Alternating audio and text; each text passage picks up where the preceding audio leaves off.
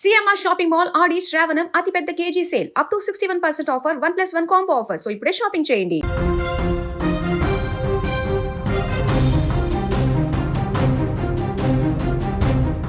రాజమండ్రిలో వైద్య విద్యార్థిని ప్రియాంక చివరకు మృతి చెందడం తీవ్ర విచారం కలిగిస్తోంది. ఎంతో భవిష్యత్తు ఉన్న ఒక మెడికల్ స్టూడెంట్ అనూహ్యంగా కొందరి దుర్మార్గుల చేతిలో ప్రాణాలు కోల్పోవడం ప్రతి ఒక్కరిని కలిచివేస్తుంది. ప్రియాంక మృతికి కారణమైన వారు ఇప్పటికే అరెస్ట్ అయి జైల్లో ఉన్నారు. తమ నిర్లక్ష్యంతో ఒక నిండు ప్రాణాన్ని బలిగొన్న నిందితులకు చట్ట ప్రకారం కఠిన శిక్షలు పడేలా చూస్తామని ఏపీ ప్రభుత్వం స్పష్టం చేసింది. ఈ ఘటనపై ప్రభుత్వం సీరియస్గా స్పందించింది. బాధ్యులపై ఎలాంటి చర్యలు తీసుకోవాలనే విషయంలో పోలీసు అధికారులకు ఇప్పటికే స్పష్టమైన ఆదేశాలు ఇచ్చినట్లు వెల్లడించింది. ఈ కేసులో నిందితులపై కఠినమైన సెక్షన్ల కింద చర్యలు తీసుకొని వారికి శిక్ష పడేలా చూస్తామని ప్రభుత్వం తెలిపింది. అయితే ఈ విషాద ఘటనపై తాజాగా AP CM Chandrababu Naidu Twitter వేదికగా స్పందించారు.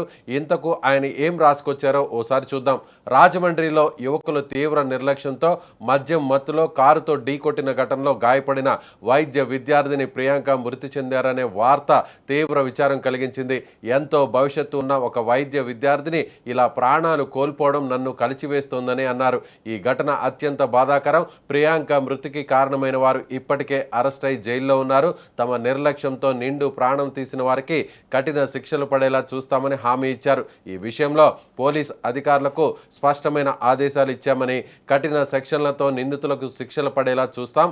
బాధిత కుటుంబానికి నా ప్రగాఢ సానుభూతి తెలుపుతూ ఆ కుటుంబానికి అన్ని విధాలుగా అండగా ఉంటామని తెలియజేస్తున్నట్లు చంద్రబాబు చెప్పుకొచ్చారు. ప్రియాంక కుటుంబానికి తన ప్రగాఢ సానుభూతిని తెలియజేస్తూ బాధిత కుటుంబానికి అన్ని విధాలుగా అండగా ఉంటామని హామీ ఇచ్చారు. ఈ నేపథ్యంలోనే ప్రభుత్వం ఆమె కుటుంబానికి 20 లక్షల రూపాయల ఆర్థిక సాయం కూడా ప్రకటించింది.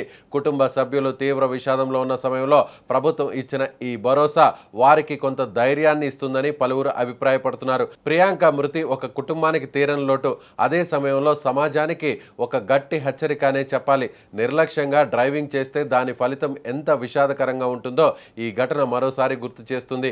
ఒక వైద్య విద్యార్థిని ప్రాణాలు కోల్పోయిన ఈ ఘటనలో బాధ్యులకు చట్ట ప్రకారం కఠిన శిక్ష పడడంతో పాటు ఇలాంటి ఘటనలు మరోసారి జరగకుండా ప్రభుత్వం, పోలీసు యంత్రాంగం మరింత అప్రమత్తంగా వ్యవహరించాల్సిన అవసరం ఎంతైనా ఉంది. ఇక ప్రియాంక మృతికి ప్రగాఢ సానుభూతి తెలియజేస్తూ ఆమె కుటుంబ సభ్యులకు ఈ విషాదాన్ని తట్టుకునే శక్తి కలగాలని కోరుకుందాం.